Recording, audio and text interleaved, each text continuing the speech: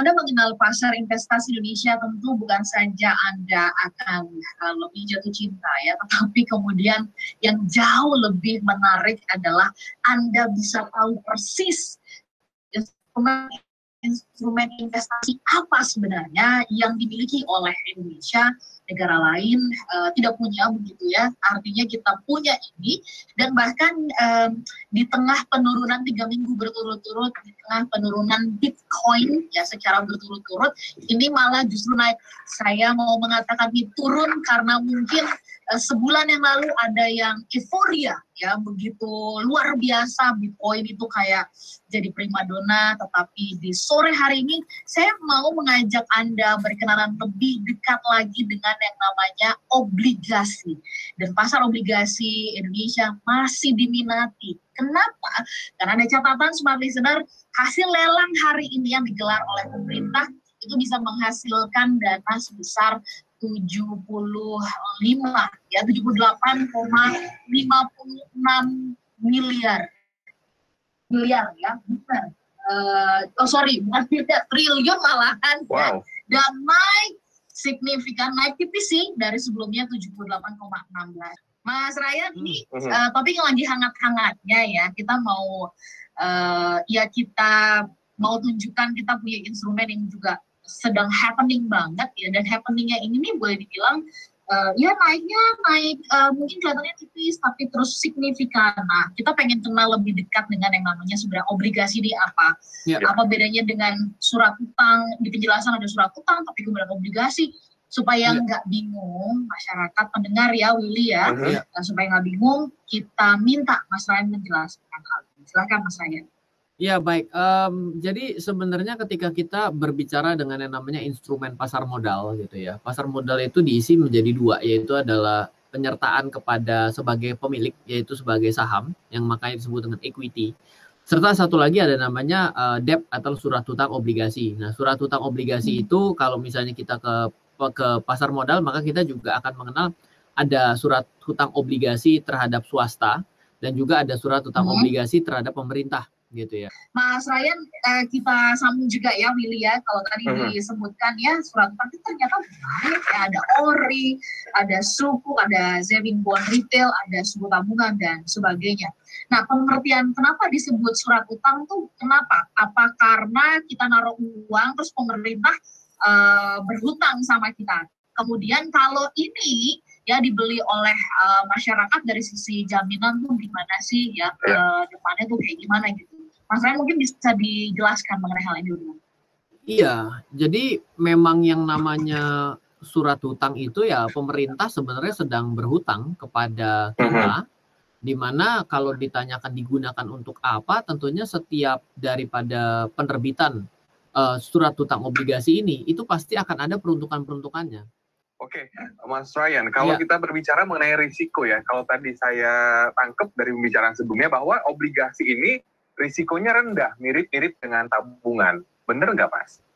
Tergantung. Kalau kita ngambilnya obligasi negara, ya berarti risikonya adalah sepercaya-percayanya Anda kepada negara secara otomatis akan menjadi semakin yakin gitu ya. Tapi kan pada akhirnya kemampuan, kebonafitan sebuah negara dibandingkan satu negara lain akan ada yang lebih dianggap lebih tinggi kan. Nah, jadi kayak gitu tuh cara menilainya gitu. Nah, kalau dibicarakannya kepada swasta, maka ya kita harus tahu ada yang namanya kupon, ada yang namanya surat utang obligasi itu yang masuk ke dalam investment grade. Jadi kalau kata-katanya lah investment grade, ya udah berarti itu di dalam ranah investment grade. Jadi investment grade itu misalnya ya triple B minus sampai triple A gitu. Nah itu maka itu masuk ke dalam investment grade. Ini saya ngomongnya dalam sudut pandang Standard and Poor ya. Sedangkan kalau non investment grade itu biasanya dari di bawah triple B minus itu BB plus sampai dengan D. Nah itu berarti itu dianggap dia itu resiko tinggi sekali atau disebut non investment grade. Maka siap-siap akan di trade off dengan nilai kupon yang tinggi. Kenapa? Biar orang merasa tertarik kan. Seperti itu. Nah, saya mau tanya, tapi nanti dibahas di sesi berikutnya. Apa yang membuat pasar obligasi ini masih diminati oleh masyarakat Indonesia kalau menurut Mas Ryan ya, dari catatannya Mas Ryan? Apakah karena kestabilannya atau kemudian ya fluktuasinya bisa diukur gitu ya, turun naiknya pergerakannya bisa diukur, sementara kalau Bitcoin nggak bisa diukur begitu, atau bagaimana Mas Ryan? Nanti kita akan jawab itu. Dan kita masih mungkin ada pertanyaan yang paling mendasar tentang tema kita pada malam hari ini. Apa yang menjadikan obligasi ini masih menjanjikan, Mas Ryan? Apakah karena tadi stabil atau juga mungkin lebih aman atau bagaimana, Mas? Silakan. Iya, kita ini kan adalah manusia yang dilahirkan dengan berbagai macam latar belakang gitu ya, dan kesukaan. Tentunya sama ketika kita pergi ke sebuah taman permainan gitu ya, ada yang suka datang perginya ke simulasi 3 dimensi atau dengan wahana 4 dimensi, ada yang suka naiknya ke istana boneka, ada orang yang suka naik jet coaster, ada orang yang nggak suka adanya arung jeram dan lain sebagainya. Nah, ini adalah anggap saja yang namanya pasar investasi ini seperti sebuah taman bermain gitu. Yang artinya kita datang, kita ini putuskan sebenarnya kita ini sukanya bagaimana.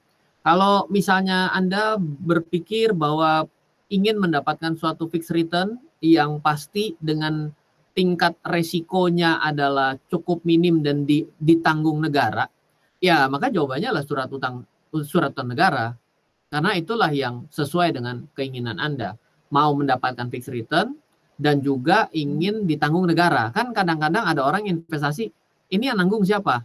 Kan kalau ini kan begitu tanya yang nanggung siapa? Ini yang nanggung negara. Kan jadi beda ya gitu ya. Nah, ya itu berarti kesukaan Anda gitu. Atau ada juga ya, saya nggak mau lah yang diatur, yang ditanggung negara biasanya memberikan suatu nilai yang kecil. Saya ingin yang bisa punya potensial naik dan turun. Kalau yang namanya surat utang obligasi itu 16% saja 1 tahun, yang namanya Bitcoin seperti yang tadi Mbak Ola kemukakan, 70% dalam waktu 3 minggu turun. Nah, artinya kan naiknya juga bisa 70% kan gitu ya. Nah, jadi tentunya ada perbedaan keinginan yang ada di dalam diri kita, dan sebenarnya tidak ada yang jelek. Yang jelek itu adalah kita beli tapi kita ini sebenarnya tidak paham yang kita perlukan apa. Halo, terima kasih sudah menyaksikan video di RF Channel on YouTube. RF Channel adalah channel edukasi untuk kita secara bersama-sama belajar dan mendapatkan aktualisasi mengenai investasi, keuangan, dan bisnis bersama saya, Ryan Filbert, dan tim. Add nomor WhatsApp saya di 0895 07 08 0789 0895 07 08 0789. Download aplikasi MyRF di Android atau iOS untuk mendapatkan artikel dan tema-tema khusus mengenai edukasi investasi, keuangan, dan bisnis pada aplikasi MyRF sekarang juga.